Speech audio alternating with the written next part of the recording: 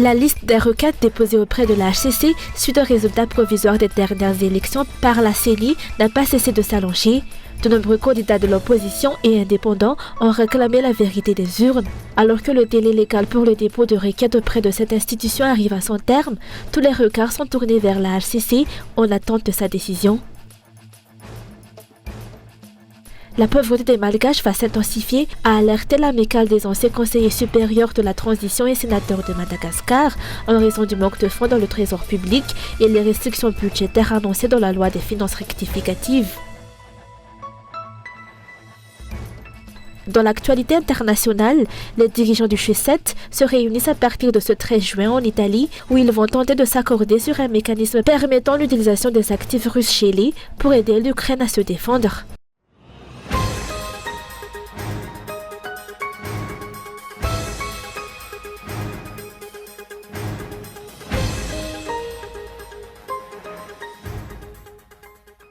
La liste des requêtes déposées auprès de la HCC suite aux résultats provisoires des dernières élections par la CENI n'a pas cessé de s'allonger. Alors que le délai légal pour le dépôt de requêtes auprès de cette institution arrive à son terme, tous les regards sont tournés vers la HCC en attente de sa décision. La candidate Christine Razanamassou, représentée par son avocat, a déposé aujourd'hui une requête auprès de la HCC pour dénoncer des fraudes dans plus de 50 bureaux de vote dans sa localité. Dans le même but, de nombreux candidats venant de divers partis politiques ont également déposé des requêtes auprès de la HCC. Des dérives et fraudes ont été observées dans de nombreux districts de l'île afin de favoriser l'élection des candidats pro-régime.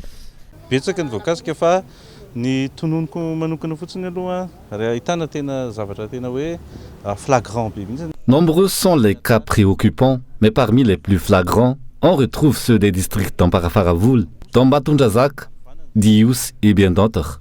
Suite à la confrontation que nous avons demandée auprès de la CENI centrale, des divergences significatives ont été constatées entre les procès-verbaux de la CENI et ceux des délégués des candidats.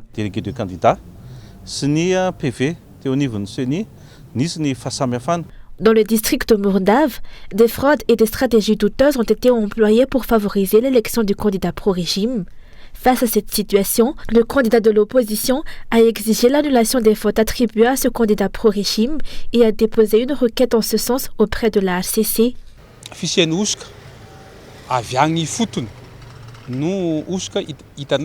Nous avons constaté des fraudes dès la base. Entre les résultats publiés par la CENI et nos propres procès-verbaux, un écart d'environ 80 voix a été observé pour le candidat pro-régime numéro 1. Ces voix ont été augmentées d'environ 80, tandis que nos voix ont été réduites d'environ 90. Des irrégularités ont également été constatées dans les PV de 2 communes de notre localité. Dans plus de 8 PV, nous avons identifié une écriture identique.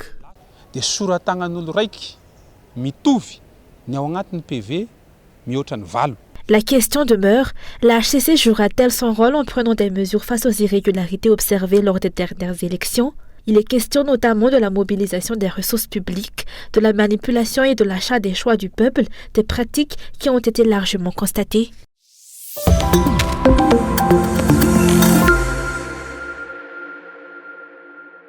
Les 4 candidats indépendants du 4e arrondissement sont prêts à lutter ensemble pour la vérité des urnes et pour protéger le choix du peuple, au cas où la HCC n'assure pas son rôle comme elle le devrait, ont-ils affirmé dans une déclaration commune aujourd'hui. De nombreuses irrégularités ont été observées dans plusieurs bureaux de vote de cet arrondissement lors des élections législatives. Par exemple, des électeurs ont été autorisés à voter alors que la liste électorale n'était pas encore arrivée.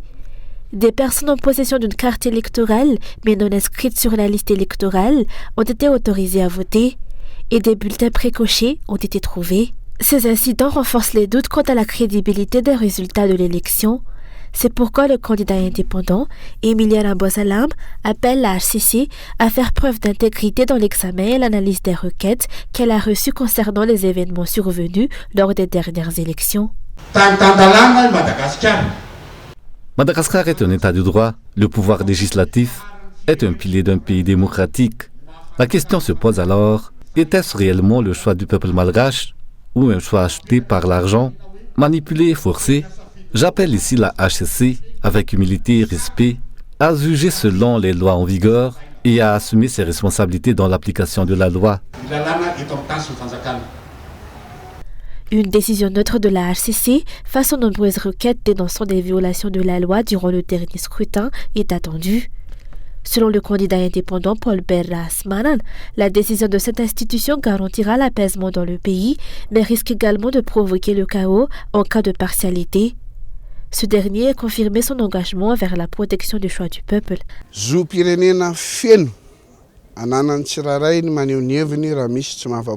S'exprimer en cas d'insatisfaction est un droit fondamental de chacun dans une démocratie. Lors des élections législatives à travers tout Madagascar, de nombreuses plaintes ont été formulées. Si les résultats finaux ne reflètent pas la volonté populaire, il est probable que tous ces citoyens se mobiliseront pour réclamer la vérité. Je ne vais pas encore juger ni dire qui a gagné ou non.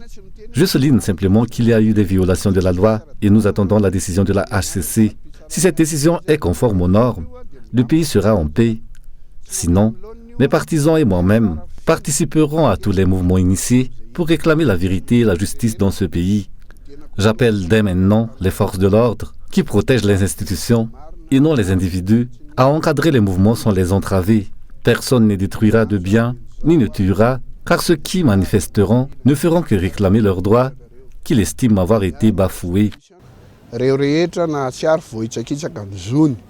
Rappelons que le candidat indépendant Paul Berras-Manan a déposé une deuxième requête auprès de la HCC concernant des irrégularités constatées lors des élections législatives.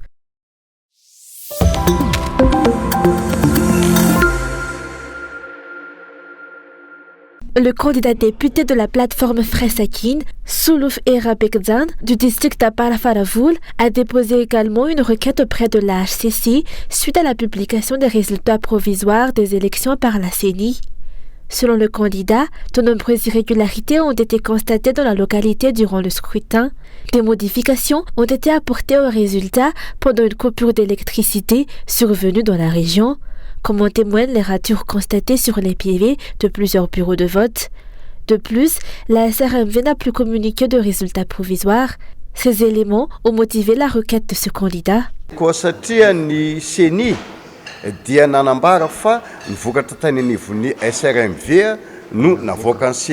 La CENI a affirmé publier les résultats provenant des SRMV.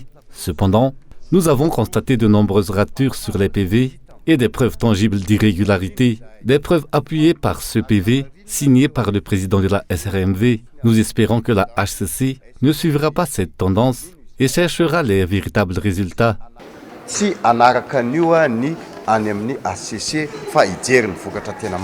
Dans les districts d'Aparafaravoul, selon les résultats provisoires du scrutin publiés par la CENI, la candidate indépendante Tirnenanarija Mbouang arrive en tête avec 30,91% des voix.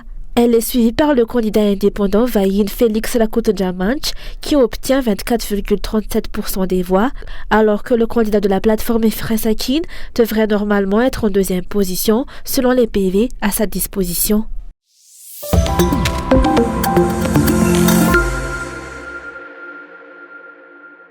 La pauvreté et les problèmes sociaux dans le pays vont s'intensifier en raison du manque de fonds dans le trésor public, comme le révèle la dernière loi des finances rectificatives.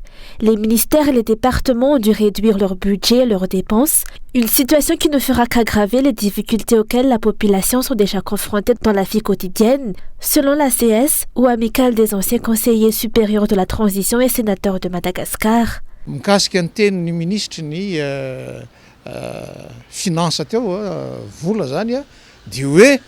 Selon la ministre des Finances, 1750 milliards prévus dans la loi des finances initiale ont été retirés dans la loi des finances rectificatives. En observant les réalités actuelles et les difficultés rencontrées par les Malgaches et les questions de sécurité qui échappent désormais au contrôle de ce régime, avec tant de fonds retirés, quel sera l'avenir du peuple? Pour moi, les dirigeants semblent abandonner la source de cette grande pauvreté dans le pays réside dans l'incapacité de ce régime à identifier les priorités. Ce dont les citoyens ont besoin immédiatement n'est pas un transport par téléphérique, mais de quoi se nourrir. La pauvreté des Malgaches va s'aggraver.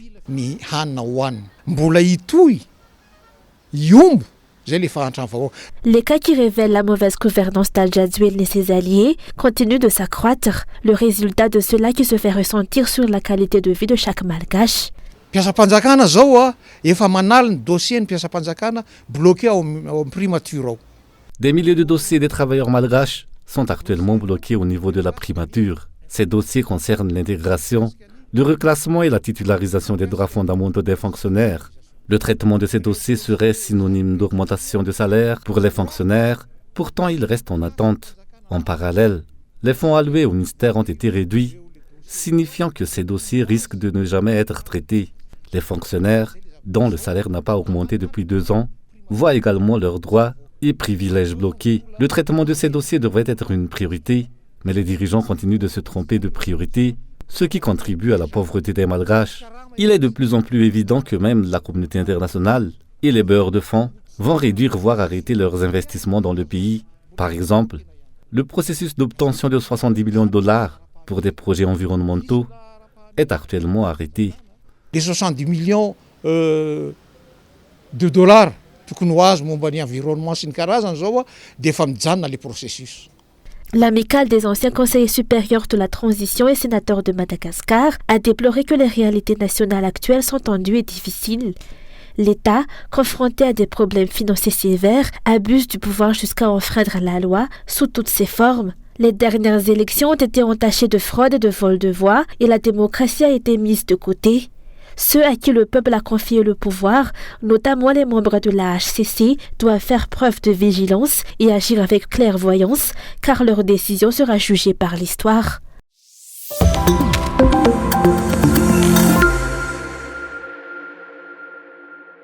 Aujourd'hui à Ivanj s'est tenue une séance de présentation et d'information sur la société Softwell. Spécialisée dans le domaine digital, Softwell est un revendeur et intégrateur de logiciels Sage et Tomate. Elle accompagne les entreprises, projets et organisations dans le monde de la technologie et de la digitalisation grâce à ses logiciels et à des formations adaptées à ses clients. Puisque Softwell est notre partenaire ici à Madagascar, aux Comores et dans l'océan Indien en général depuis de nombreuses années, aussi bien pour la formation, où l'équipe Softwell fait un travail de préparation, de diffusion des catalogues de formation, aide les participants dans leur démarche pour venir suivre une formation au CIFOP, que ce soit en France, à Dubaï ou ailleurs, et aussi également dans le domaine des logiciels de gestion qui sont conçus et édités par Tomate, puisque Softwell est un partenaire de poids et de premier plan et de longue date de Tomate et contribue grandement à la réussite au développement de notre société dans le domaine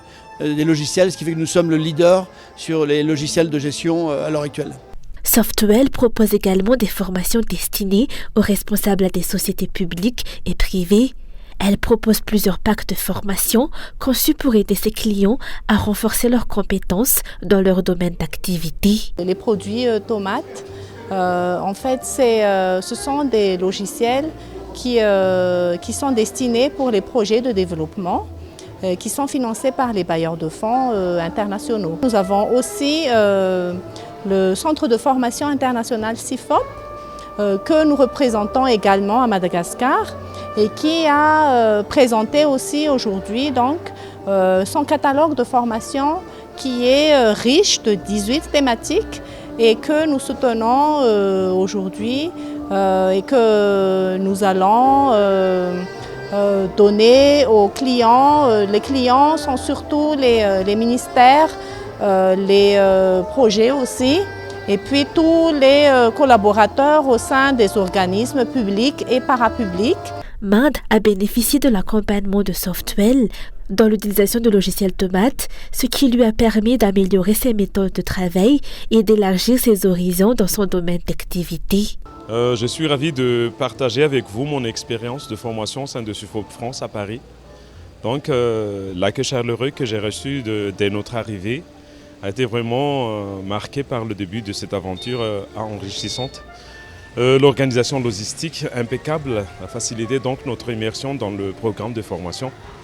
Les contenus de formation ont été extrêmement instructifs et pertinents. On a pu acquérir donc des compétences essentielles pour le domaine des activités que nous avons fait. La qualité de formation dispensée par des experts du domaine a été remarquable. leur expertise et leur passion pour transmettre leur savoir ont grandement contribué donc à notre apprentissage et à notre progression. Je suis convaincu que cette formation a vraiment donc agrandir notre compétence et expérience dans le domaine de notre travail. Pendant les séminaires organisés par Softwell, des visites de sites historiques et culturels figurent au programme, que ce soit à Paris, Dubaï, Montréal, Casablanca, Dakar ou Jeddah. Forte de 23 ans d'expertise, Softwell a accompagné 128 clients avec le logiciel Tomat et a totalisé 1131 licences pour l'ensemble de ses produits.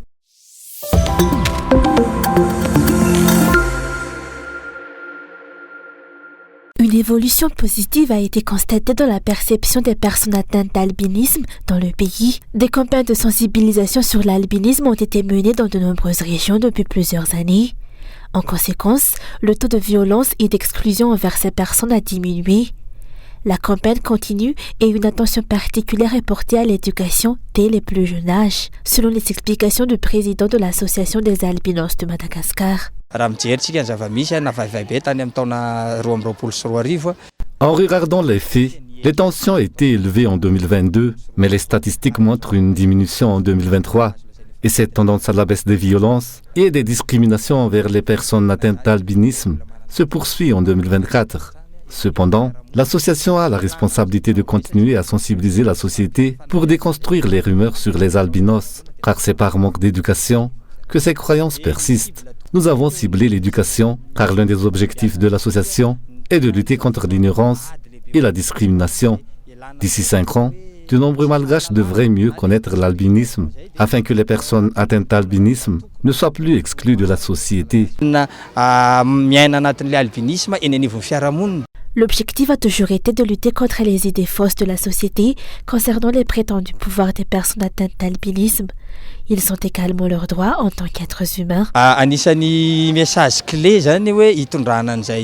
de nos messages clés pour la sensibilisation est que les personnes atteintes d'albinisme sont comme tout le monde. Elles n'ont pas de pouvoir secret ou spécifique. C'est dans cette optique que l'éducation a été initiée auprès des enfants, afin qu'ils ne croient pas à ces rumeurs susceptibles d'inciter à la violence contre les albinos. La seule différence des albinos réside dans les particularités génétiques qui modifient leur couleur de peau et de cheveux. Dans le cadre de la célébration de la Journée internationale de sensibilisation à l'albinisme, des activités ont été organisées par les représentants de l'Association des albinos de Madagascar au CEG Nansal. Ces activités ont pour but d'encourager les enfants à éviter la violence et la discrimination envers les personnes atteintes d'albinisme. Selon les explications, la sensibilisation se poursuit et les dirigeants sont incités à trouver des solutions pour cette cause.